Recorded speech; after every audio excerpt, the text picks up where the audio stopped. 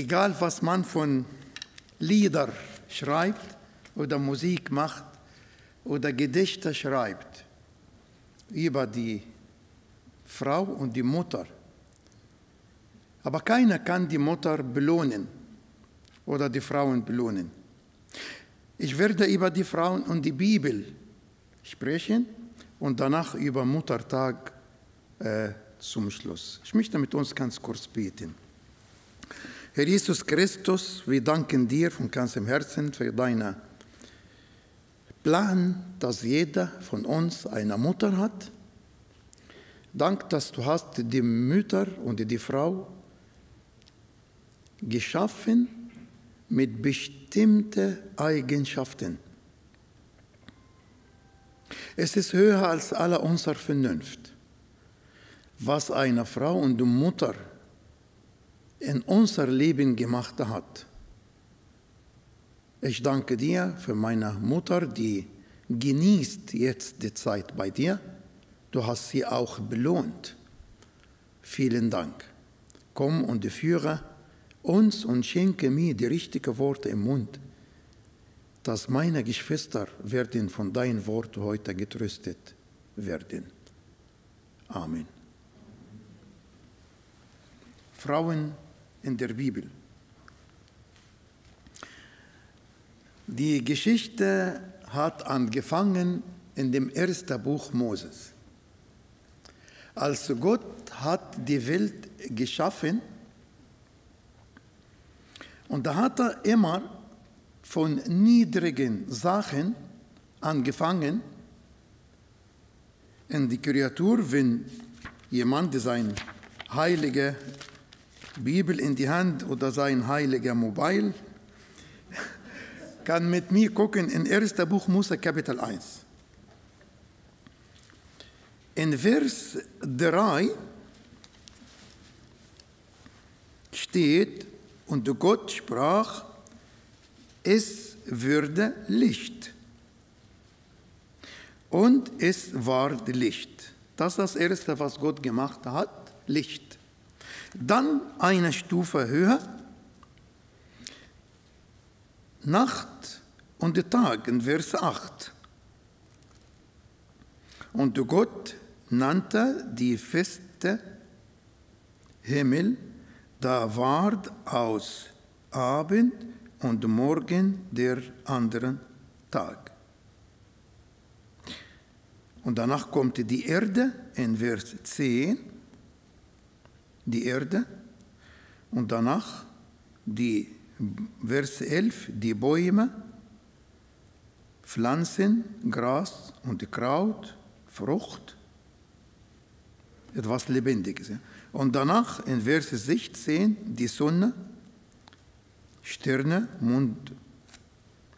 Und danach etwas lebendig mit Geist, mit Seele, mit Geist.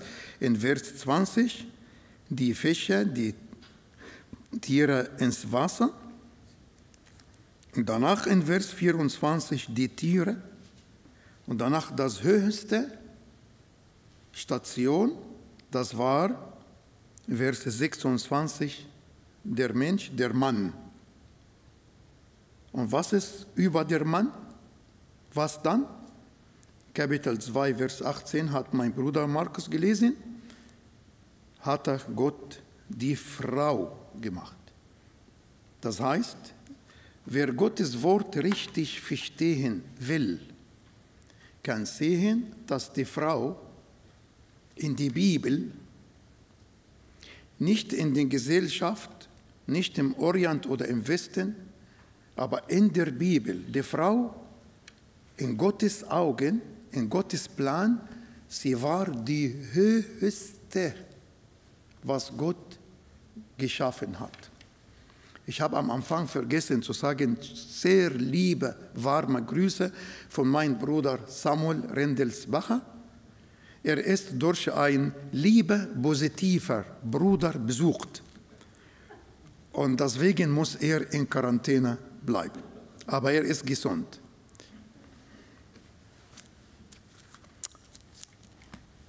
Die Frau in der Bibel hat eine sehr höheren Status.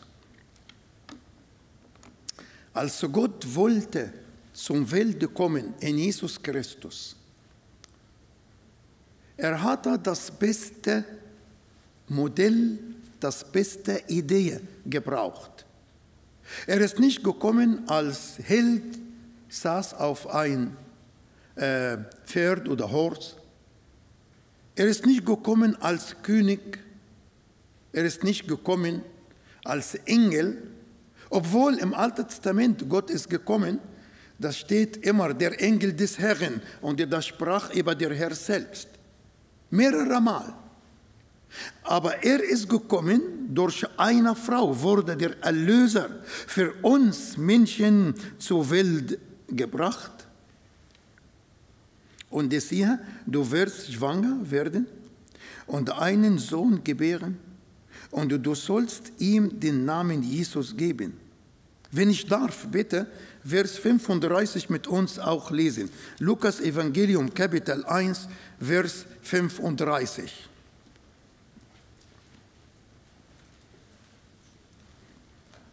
Lukas Evangelium 1, 35. Der Engel antwortet und sprach zu ihr: Der Heilige Geist wird über dich kommen und die Kraft der Höchsten werde dich überschatten. Darum wird auch das Heilige, das von dir geboren wird, Sohn Gottes genannt werden.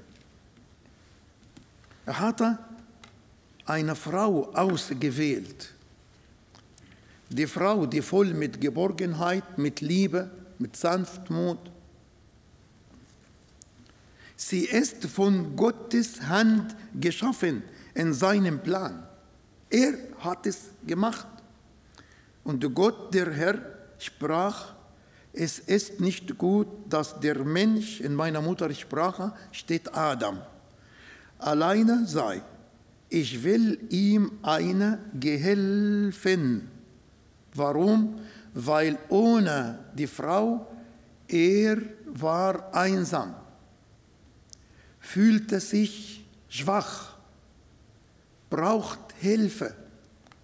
Jemand, der ihm helfen, trösten, ermutigen, mit ihm reden, ihm verstehen, seine Gefühle auch erfüllen.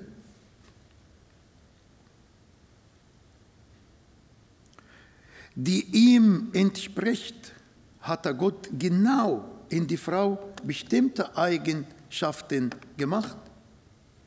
Sie ist geschaffen, mit der Kraft zu helfen. Ihr Mann, Kinder, Gemeinde, Gesellschaft. Wenn ich lese nach dem Zweiten Weltkrieg, was die Frauen hier in Europa geschaffen haben und gemacht haben.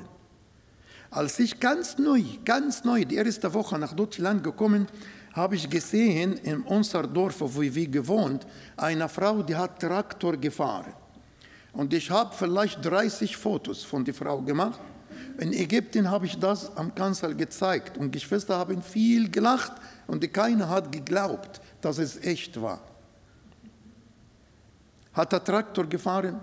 Hat er im Acker gearbeitet, hat er so viel Berufe getragen, hat er so viel Last gebracht. Ja, Gott hat sie geschaffen, mit dieser Kraft zu helfen. Niemand kann seiner Frau oder Mutter ihre Arbeit belohnen. Wenn ich denke, was die Frau von Berufe hat, in unser orientalischen Gedanken gibt es so viele dumme Gedanken. Zum Beispiel, wenn einer sagt zu mir, ja, ich muss alles Last alleine tragen, meine Frau arbeitet nicht. Frau, die 2, 3, 4 Kinder hat, die Araber haben bis 7, 8 Kinder, und die Frau arbeitet nicht. Sie ist eine Manager für den Haushalt. Für die Küche, für die Einkaufen, für die Sauberkeit, für die Kleidung, Sie ist Krankenschwester. Frag jede Mutter, wenn das Kind hustet, sagt, wir geben ihm so. Es gibt bei manchen Häusern eine kleine Apotheke, einen kleinen Schrank. Und die Mutter weiß genau, was sie gibt das Kind. Der Vater vielleicht schläft durch die Nacht wegen der Arbeit, aber wenn ein Kind krank ist, bleibt die Mutter die ganze Nacht. Das ist ein Stück von ihr.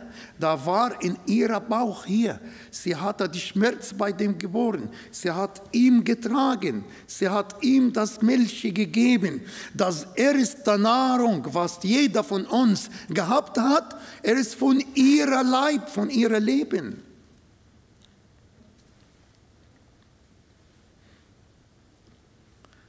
Kann keiner seine Frau oder Mutter belohnen, für was sie gemacht hat. Wo war ich und euch, als wir noch die erste Woche im Leben oder zweite Woche oder erster Monat, ein Monat alt oder 5 oder ein Jahr alt, wo waren wir? Wir haben nichts mitbekommen. Wir haben nichts mitbekommen, was die Mutter gelitten, was eine Frau von Last tragen. Keiner kann das verstehen, keiner kann das richtig registrieren, keiner kann das belohnen. Der Gott hat eine Frau ausgewählt. Er wollte kommen zur Welt, hat eine Frau ausgewählt.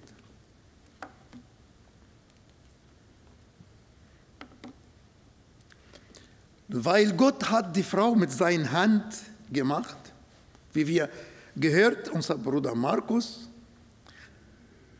hat Gott seine Eigenschaft in die Frauen gesteckt. Zum Beispiel Mut und Weisheit. Ein Beispiel in die Bibel, 1. Samuel 25, Vers 3 spricht über Abigail. Und die Bibel spricht über diese Frau. Sehr schöne Eigenschaft. Ich konzentriere nicht auf eine Person, aber nur ein Bibelvers. Der Name seiner Frau aber war Abigail. Und sie war eine Frau von gesundem Verstand und von schöner Gestalt. Gott ist treu, ja. Und Ruth ist ein Beispiel. Diese Treue in die Frau, Treue. Denn sie sagt dazu Naima, denn wo du hingehst, da will ich auch hingehen. Und wo du bleibst, da will ich auch bleiben. Dein Volk ist mein Volk und dein Gott ist mein Gott. Und wer liest weiter, Verse 17 von Ruth, Kapitel 1, sie sagt, wo du schläfst, ich schlafe, wo du stirbst, ich sterbe und dort werde ich begraben. Was für Treue ist das? Was für Treue ist das? Im Islam, ein Mann darf, wisst ihr, wie viele Frauen heiraten? 4. Und eine Frau darf wie viele Männer heiraten? Warum? Warum? Der Mann kann 4 Frauen heiraten. Eine Religion, der erlaubt alles. Aber die Frau, die wissen, dass eine Frau werde nie ihre Herzen für 2 Personen geben. Nie. Es ist nicht unser Thema, aber eine Frau ist treu. Ist treu. Als Mensch von der Kreatur her. Großzügigkeit, das hat Gott mit uns gemacht. Er hat am Kreuz alles gegeben. Und hier die Witwe aus Sidon. Gott sagte zu seinem Prophet, mache dich auf und gehe nach Zarbat, auf Arabisch und Hebräisch Zarfa, das bei Sidon liegt, und bleibe dort.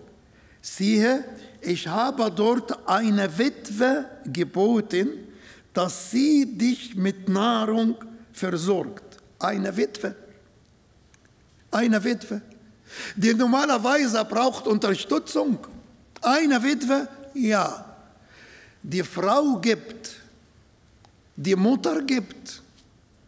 In manchen Gesellschaften, das habe ich persönlich erlebt, dass die Mama hatte kein Fleisch gegessen. Die hatte die ganz Fleisch an dem Ehemann und die Kinder verteilt. Sie hatte nichts gegessen. Sie hat es nicht gegessen. Wie oft die Mutter hat das für das Kind. Sie kann hungrig bleiben, aber die Kinder, ihr Mann, sollen alles haben. Auch in Lukas 8, 1-3, auch etliche Frauen, in der Großzügigkeit steht, etliche Frauen waren mit ihm, die ihm diente mit ihrer Habe, von ihrer Geld. Frauen haben der Herr gedient mit ihrem Geld, was ihr habt, großzügig. Gott hat sie gemacht und hat in die Frau seine Eigenschaft gegeben. Und was ist mit Liebe und Hingabe? Das ist alleine eigentlich ein Botschaft, ein Gottesdienst. Die Frauen, die Leute denken, eine Frau immer ängstlich, die hat Angst, hat kein Selbstvertrauen, die Frauen und so weiter und so fort. Guck mal, als bei dem Grab, die Männer, wo ist Petrus, wo ist Johannes, der immer sein Kopf war an dem Brust von dem Herrn, wo sind die Männer? Die Frauen sind gegangen und die haben mit dieser Myrrhe, die wussten nicht, wer werde dieser große Stein von dem Grab wegnimmt, aber trotzdem, sie haben sich entschieden, außer echter, purer Liebe und sind die Frauen morgens früh. Vielleicht könntet ihr das nicht gut vorstellen. Die Gräber in unserer Heimat ist nicht bei euch hier. Bei euch hier ein Grab oder Friedhof. Vielleicht lacht ihr, wenn ich sage, die ersten schönen Bilder, die ich in Deutschland gemacht habe, dass ich das an meine Geschwister in Ägypten schicke, habe ich beim Friedhof gemacht. War so schöne Blumen, sehr schön, alles in Ordnung, alles so, habe ich mehrere Bilder geschickt. Das ist Europa, Schönheit. Aber die Gräber in unserer Heimat, die sind außerhalb die Wohnorten, die sind außen, vielleicht 1, 2, 3 Kilometer. In einer Stadt, wo ich gelebt, die war die andere Seite von dem Nil, Mitte in die Wüste, raus. Und dort ist es ängstlich, es ist immer leer, es ist nicht schön. Wie haben die Frau sich vertraut? Und die sind gegangen morgens früh im Dunkeln zum Grab. Das ist die Liebe und die Hingabe. Und als der Sabbat vorüber war, kaufte Maria Magdalena und Maria, die Mutter des Jakobs, und Salome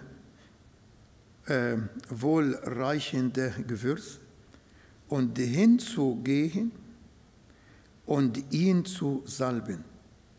Und sehr früh am ersten Tag der Woche, als die Sonne aufging, kamen sie zu dem Grab.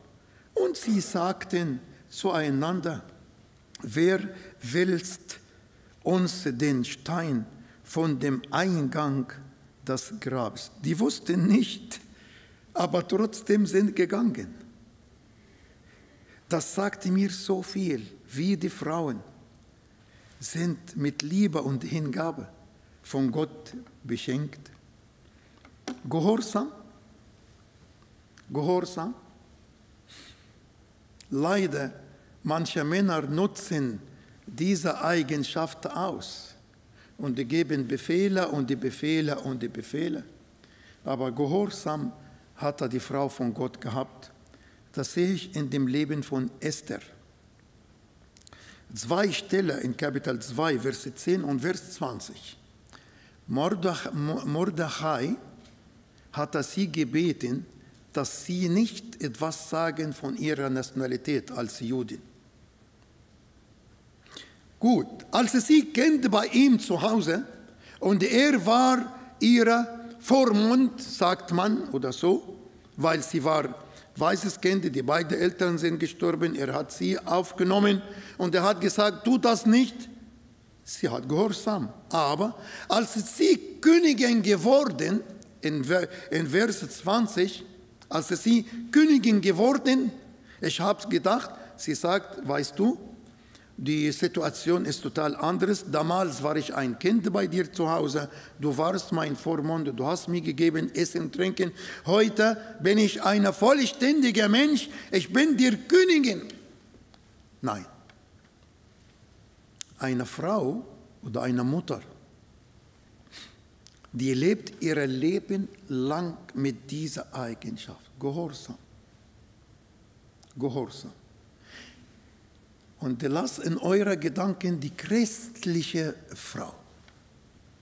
Dass wir nicht denken und sagen, ja, aber weißt du, Bruder, wir können das. Ich kann auch. 42 Jahre arbeite ich als Seelsorger in die Ehen und zwischen die Frauen und Männer und so weiter. Ich habe so viel erlebt und gehört. Aber eine christliche Frau, wenn kommt vor das Licht der Bibel, in einer Seelsorger, die kommt die Tränen und beugt sich und kommt nochmal zurück an Lager und Gehorsam.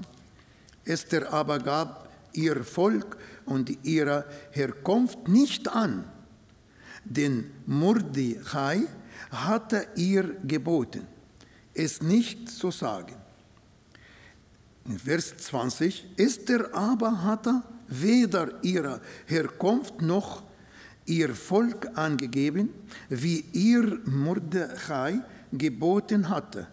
Denn Esther handelte nach der Weisung Mordechai wie zu der Zeit, als sie noch von ihm erzogen wurde. Nichts. Sie ist die Königin geworden, er ist noch ein Tierwächter. Er war der Tierwächter. Das ist sein Beruf. Und sie ist die Königin geworden. Aber Gehorsam. Gehorsam. Was ist mit Fleiß und die Stärke? Deborah. Deborah, die Prophetin, die war die Leiterin für das Volk Israel. In Richter Kapitel 4 und Vers 5. Die Deborah ist gegangen und mit vieler Kraft. Dann der Herr wird Sisera in die Hand einer Frau verkaufen. Und die war eine Frau zum Gebet. Sie hat gebetet. Und sie redet von Jael. Jael, die hat Sisera umgebracht. Gebet und Geduld, da brauche ich brauche lange Zeit und er muss Geduld haben, wenn ich über Hannah rede. Hannah, sie war vom Herzen betrübt und betete zum Herrn. Vers 12, 1. Samuel 1, 10 und 12. Vers 12, dass sie lange betete vor dem Herrn. Hannah, ein sehr schönes Beispiel für Gebet und Geduld. Wenn die Frau unter Druck mit Ungerechtigkeit behandelt in die Familie, von ihrer Schwiegermutter, von ihrem Mann, der Mann, der lebt noch in die Schoß seiner Mutter, gibt so viele Männer, auch nach der Ehe. Er lebt. Die Mutter kann ihr Sohn mit Fernbedienung führen und die Frau muss alles leiten. Aber mit Gebet, mit Gebet. Dienstbereitschaft. Was ist mit Tabitha? Eine Frau in Joppe, aber war eine Jüngerin namens Tabitha. Hatte Jesus nur junge Leute, Jungs, Matthäus, Markus, Lukas, nein. Er hatte auch Jüngerinnen. Dieser war reich an guten Werken und Wohltätigkeit, die sie übte. Nicht gesagt, nicht sie weiß, sie geübt, sie hat das getan. Apostelgeschichte 9, 36. Was ist mit Priscilla? Priscilla und die Aquila waren einmal in dem Gottesdienst. Und in die Gemeinde kam ein Gast. Dieser Mann heißt Apollos. Und der Apollos stand zu sprechen und er hat gepredigt, aber seine Information war bis Johannes der Täufer und von Jesus hatte er keine Ahnung. Was sagte die Bibel? Die haben ihn mit nach Hause. Und er fing an, öffentlich in die Synagoge aufzutreten. Als nun Aquila und Priscilla ihn hörten, nahmen sie ihn zu sich und legten ihm den Weg Gottes noch genauer aus. Aquila und Priscilla zusammen haben alles erklärt für diesen Mann über Jesus Christus. Vorbilder, Louis und Eunike. Louis und Eunike, ein Vorbild. Wie Gott ist unser Vorbild, Jesus ist unser Vorbild. Diese Dame, die Mutter und die Oma. Die Mutter und die Oma auch, die Großmutter von Timotheus. Dabei halte ich die Erinnerung, sagt Paulus zu Timotheus, an deinen ungeheuchelten Glauben fest, der zuvor in deiner Großmutter Louis und deiner Mutter Eunike gewohnt hat. Ich bin aber überzeugt, auch in dir. Die Mutter und ihre Mutter. Und das erlebe ich oft, dass es die Oma war, ein Gotteskind, und die Tochter ist Gottes Kind, und die Tochter gibt das an die Kinder heute und so weiter und so fort. Das ist ein Erbtum, ein Reichtum. Das Lied, was die Kinder gesungen haben, das ist kein nur Gedichte, das ist echt. Das ist echt. Krone. Jesus ist der König. Was sagt die Bibel in Sprüche 2,4? Sagt, und das geht mit dem 1. Mose Kapitel 1, was ich angefangen habe, wie der Herr das Land oder die Schöpfung gemacht. Eine tugendhafte Frau oder tüchtige, eine tüchtige Frau, ist die Krone ihres Mannes. Wo trägt ein König eine Krone? Das ist immer auf sein Haupt. Und die Bibel sagt, die Frau ist die Schönheit. Die Krone bei einem König ist Bild für die Schönheit. Die Krone für einen König ist Bild für die Macht. Die Macht, die Schönheit. Das Höchste, was der König hat, ist die Frau. Bei uns im Orient, vielleicht hier auch, wenn einer hatte eine rote Hemd und die gelbe Krawatte und lila Jacke und alles läuft nicht zusammen, die Leute sagen, hat er eine blinde Frau? Ist eine Frau blind? Hat das nicht gesehen? Ja, die Schönheit, die kommt. Da spricht der Bibel über Lot. Er war sehr bekannt, wenn er mit den Ältesten in die Stadt saßen, weil die Frau hat aufgepasst, wie er ansehen oder so und so weiter und so fort. Die Schönheit. Könnt ihr heute auch sehen, dass alles läuft zusammen gut. Säulen spricht die Bibel über Markus Evangelium 12,10, dass Jesus der Stein, der die Bauleute verworfen haben, der ist zum Eckstein geworden. Und was ist über die Frau? In Psalm 144, Vers 12. Damit unsere Töchter den Säulen gleich gemeißelt nach der Art eines Tempelbaus. Die Tochter, die Frau ist wie ein Eckstein. Das Haus wird richtig läuft, wenn die Mama da ist. In manchen Familiensituationen, zum Beispiel in die anderen Länder, der Mann muss 2 Jahre zu anderen Land gehen, bei uns in Ägypten, viele Männer gehen nach Kuwait oder Saudi-Arabien, 2, 3, 4 Jahre arbeiten dort, ohne Urlaub, ohne einmal nach Hause zu kommen. 2 Jahre arbeitet dort. Und das Haus läuft, die Kinder gehen zur Schule, es ist gekocht, alles ist sauber. Die Mama, diese Fabrik das Gnade, eine Mutter oder eine Frau im Haus, es Fabrik das Gnade. Sie produziert immer Liebe, Hilfe, Geborgenheit, Sicherheit und Geduld und so weiter und so fort. Guck mal jetzt das Gegenteil. Wenn eine Mutter muss zum Krankenhaus 3 Wochen oder geht irgendwo in einen Urlaub 2, 3 Wochen und der Mann muss mit den Kindern zu Hause 3 Wochen bleiben. Ich will nicht etwas sagen, aber die Situation ist andere. Da wird er nervös mit den Kindern. Höchstens die ersten 3 Tage, aber danach und die Küche, da sieht man die Küche und die Wäsche und so weiter und so fort. Das ist wie eine Bombe explodiert in dem Haus. Ja.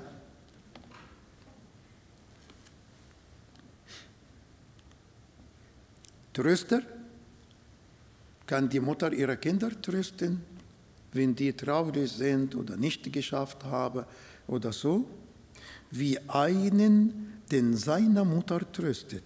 So will euch trösten. Ja, in Jerusalem sollte ihr getröstet werden. In Johannes 14, 16, und ich will den Vater bitten, und er wird euch ein anderer Tröster geben, dass er bei euch bleiben in Ewigkeit. Ja, die Mutter hatte von Gott dieser Geist, die tröstet. Baut das Haus. Die Weisheit der Frauen baut ihr Haus. Sprüche 14,1. Und was ist mit Gott in Hebräer 3,4? Denn jedes Haus wird von jemand gebaut, der aber alles gebaut hat, ist Gott. Es gibt auch ein schöner Bibelvers im Psalm 127, Vers 1. Wenn der Herr nicht das Haus bauen, ist umsonst arbeiten die Maurer.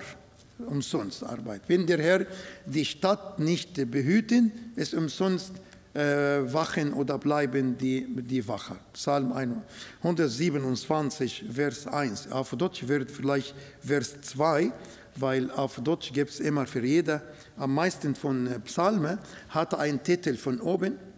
Bei uns, das ist keine Nummer, aber bei euch das ist Vers 1. Aber im Psalm 127, Vers 1 oder 2. Hilfe.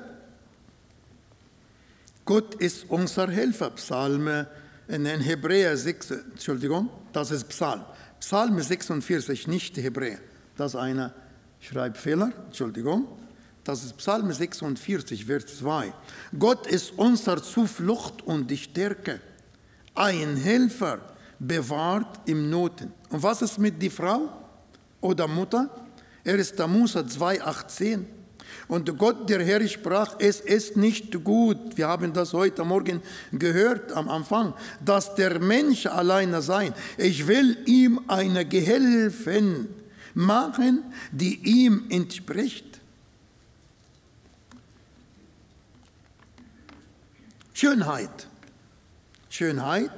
Sarah, Rebekka und Rahel kann man lesen im 1. Buch Mose, Kapitel 29, 1. Mose 12, 11, 1. Mose 26, 7. Es spricht über Sarah, die war schön, Rebekka war schön und Rahel war sehr schön. Und was ist mit Gott in Psalm 45, Vers 3? Du bist schöner als die Menschenkinder. Gott hat die Frau die Schönheit gegeben. Nicht nur die äußerliche, sondern die innerliche Schönheit. Handelsschiff. Dieses Wort kommt in Sprüche 31, Vers 14. Sie gleicht dem Handelsschiff, aus der Ferne bringt sie ihr Brot herbei. eine Mutter, eine Frau zu Hause, die ist begabt, wie sie mit kleinen Möglichkeiten eine normale Zeit vorbereitet, wie sie verschiedene Sachen zusammenstellen. Ich durfte im Notfall einmal in der arabischen Freizeit kochen. Der Koch war ein Arzt und das war sein Hobby. Und da hat er mir um 6 Uhr morgens angerufen und sagt, Elia, leider kann ich heute nicht kommen zu kochen. Ich muss jetzt 2 operieren. Notfalloperation muss ich tun im Krankenhaus und die Patienten, ich kann nicht kommen. Und ich war wie jemand, der gesungen, weiß nicht, was zu tun. Ich bin zu die Aldi gegangen, das war 9:30 Uhr morgens. Ich habe 2 riesengroße, die Wagen von Aldi, 2 volle. Was ist übrig geblieben nach der Freizeit? Das war genug für noch 2 Freizeiten. Und wir haben alles verteilt, alles gegeben, weil die Frau weiß, wie viel wird sie kaufen. Wo kann sie das kaufen? Wann kann das gekauft werden? Sie weiß, Gott hat sie diese Eigenschaft gegeben. Sie weiß. Sie ist wie ein Schiff, der hat eine Kapitän. Sie ist der Kapitän. Sie ist der Kapitän. Sie ist der Kompass. Sie ist der Ziel und der Segel. Sie gibt ihre Ware weg. Ein Schiff, wenn das Schiff kommt an den Hafen, behalt nicht. Alles, was ist auf dem Schiff, wird gegeben. Und das ist die Mama. Die Mama, sie führt und hilft und kocht und macht und die gibt. Wie eine Kerze, die brennt, brennt, brennt, um Licht und die Wärme und die Sicherheit an die Familie zu geben. In die Bibel bemerkenswerte Frauen quer der Bibel, durch die Bibel. Die Namen in die Bibel, die Frau in die Bibel. Was hat der Gott von Sarah, 1. Mose, Eva, Sarah, Rebekka. Ich habe gedacht, wenn ich das nehme, da brauche ich noch einen Gottesdienst. In die Bibel, fast in jedem Buch liest du über Frauen. Und ich nehme nur ein Beispiel. 1. Buch Mose, Eva, Sarah, Rebekka. 2. Buch Mose, Shefra und Boa. Wisst ihr, wer sind die? Das sind 2 Hebammen, die haben Mose zur Welt gebracht. Pharao hat gesagt, jeder von den hebräischen Frauen, wenn das eine Tochter, lass sie leben, wer ein Junge, lass ihn sterben. Er drückt ja auf das Baby, das Sterben. Aber die haben Gottes Wille in ihrem Leben getan, nicht was der König will. In Joshua Rahab, in Richter Deborah, in 1. Samuel Hannah, in 1. König Witwe in 2. Frau aus Shunam, 2. König, in 1. Chronik Achinoam, in 2. Chronik Shelomis, in Matthäus Evangelium Maria, Mutter Jesu, in Markus die Schwiegermutter von Petrus, in Lukas Elisabeth, in Johannes Martha und Maria, in Apostelgeschichte Priscilla, in Römerbrief Phoebe, Terifena, Terifusa, Barsis, Julia, in Offenbarung Frau des Lammes.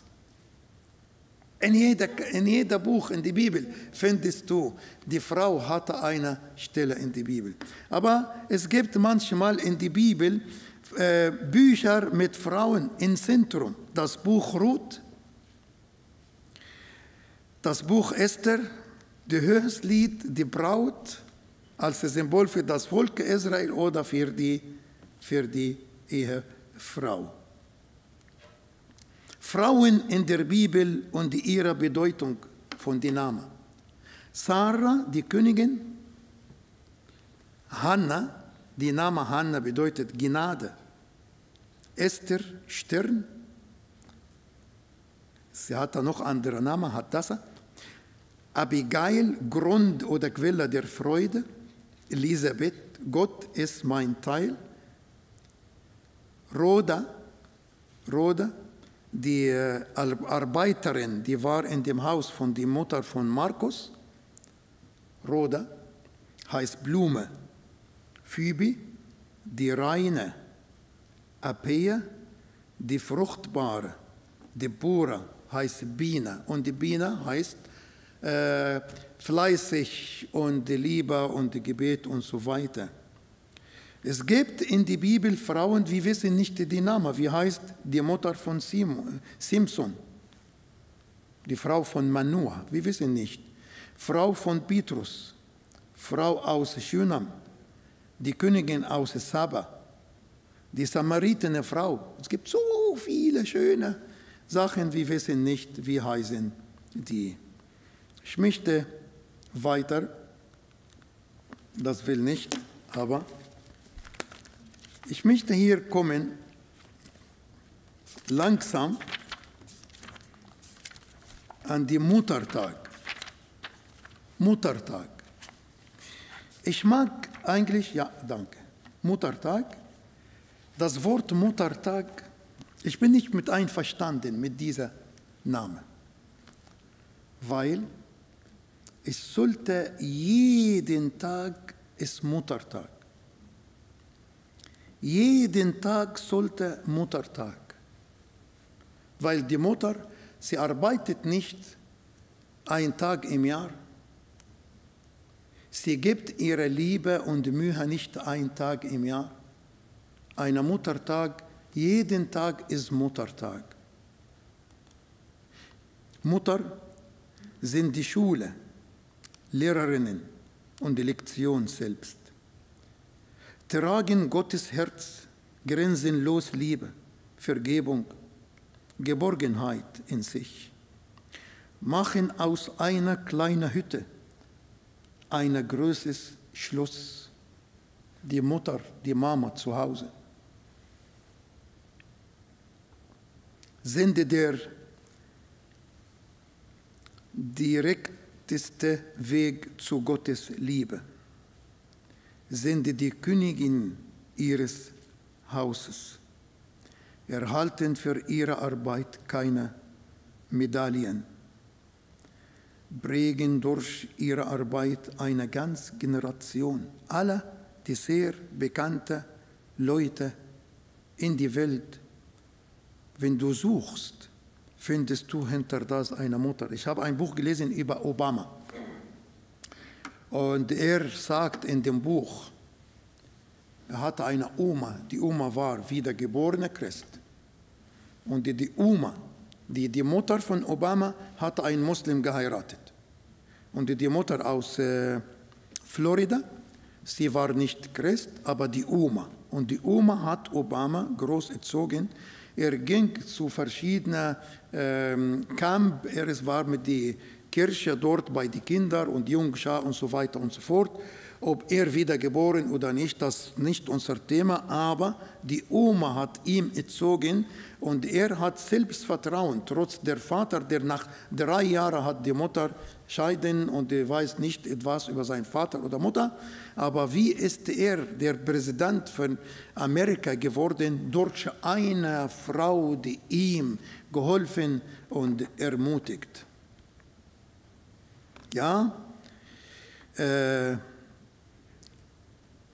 wir haben so viele Beispiele in der Bibel, sind würdig, dass sie ein Leben lang gehört werden.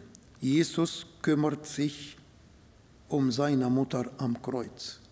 In der Zeit, er ist gekommen für eine riesengroße, hohe Aufgabe. 7 Worte hat Jesus am Kreuz gesagt, einer davon, das betrifft seine Mutter, dass Johannes soll sich aufnehmen. Und in 1. König, Kapitel 2, Vers 18, der König Salomo saß auf seinem Königplatz und kommt seine Mutter rein. Sie wollte ihm etwas fragen, was er gemacht hat. Er ist aufgestanden von seinem Stuhl, hat sich gebeugt für seine Mama und hat gefragt, die haben einen Stuhl gebracht an seine Rechte. Richterseite. Normalerweise, wer sitzt an der Richterseite? Ein König? Normalerweise die Königin. Und seine Mutter ist die Königin. Er hatte Platz für seine Mutter. Salomo setzt seine Mutter zu seiner Rechte auf ein Thron. Muttertag ist jeder Tag. Ein junger Mann wollte heiraten und die Mama hatte ihm einen Rat gegeben. Was hat die Mama von Rat gegeben an ihren Sohn? Und was hat Gott in der Bibel über diese Mutter gesagt hat? Das hören wir jetzt. Wir hören, was die Mutter an ihren Sohn gegeben und was der Heilige Geist zu dieser Mutter gesagt hat. Das ist eigentlich Sprüche Kapitel 31, die Verse 1 bis 9. Es spricht über der tüchtige Mann. Verse 10 bis 31 über die tüchtige Frau. Wir hören zusammen jetzt diesen Bibeltext, Sprüche 31. Die Sprüche, Kapitel 31. Worte des Königs Lemuel, die Lehre, die seine Mutter ihm gab. Was soll ich dir raten, mein Sohn, was, du Sohn meines Leibes, ja, was, du Sohn meiner Gelübde? Gib nicht den Frauen deine Kraft, noch deine Wege denen die Könige verderben. Es ziemt sich für Könige nicht, Lemuel, es ziemt sich für Könige nicht, Wein zu trinken, noch für Fürsten der Hang zu starkem Getränk. Sie könnten über dem Trinken das vorgeschriebene Recht vergessen und die Rechtssache aller geringen Leute verdrehen. Gebt starkes Getränk dem, der zugrunde geht, und Wein den betrübten Seelen. Sie werden über dem Trinken ihre Armut vergessen und werden nicht mehr an ihr Elend denken. Tue deinen Mund auf für den Stummen, für das Recht all derer, die dem Untergang geweiht sind. Tue deinen Mund auf, richte Recht und verteidige den Elenden und Armen. Eine tugendhafte Frau, wer findet sie? Sie ist weit mehr wert als die kostbarsten Perlen. Auf sie verlässt sich das Herz ihres Mannes, und an Gewinn mangelt es ihm nicht. Sie erweist ihm Gutes und nichts Böses alle Tage ihres Lebens. Sie kümmert sich um Wolle und Flachs und verarbeitet es mit willigen Händen. Sie gleicht den Handelsschiffen. Aus der Ferne bringt sie ihr Brot herbei. Bevor der Morgen graut, ist sie schon auf. Sie gibt Speise aus für ihr Haus und bestimmt das Tagewerk für ihre Mägde. Sie trachtet nach einem Acker und erwirbt ihn auch. Vom Ertrag ihrer Hände pflanzt sie einen Weinberg an. Sie gürtet ihre Lenden mit Kraft und stärkt ihre Arme. Sie sieht, dass ihr Erwerb gedeiht. Ihr Licht geht auch bei Nacht nicht aus. Sie greift nach dem Spinnrocken und ihre Hände fassen die Spindel. Sie tut ihre Hand dem Unglücklichen auf und reicht ihre Hände dem Armen.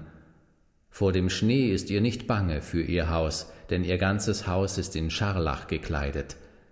Sie macht sich selbst Decken, Leinen und Purpur ist ihr Gewand. Ihr Mann ist wohlbekannt in den Toren, wenn er unter den Ältesten des Landes sitzt. Sie fertigt Hemden und verkauft sie und liefert dem Händler Gürtel. Kraft und Würde sind ihr Gewand, und sie lacht angesichts des kommenden Tages. Ihren Mund öffnet sie mit Weisheit, und freundliche Unterweisung ist auf ihrer Zunge. Sie behält die Vorgänge in ihrem Haus im Auge und isst nie das Brot der Faulheit. Ihre Söhne wachsen heran und preisen sie glücklich. Ihr Mann rühmt sie ebenfalls. Viele Töchter haben sich als tugendhaft erwiesen, du aber übertriffst sie alle. Anmut ist trügerisch und Schönheit vergeht. Aber eine Frau, die den Herrn fürchtet, die wird gelobt werden. Gebt ihr von den Früchten ihrer Hände, und ihre Werke werden sie rühmen in den Toren.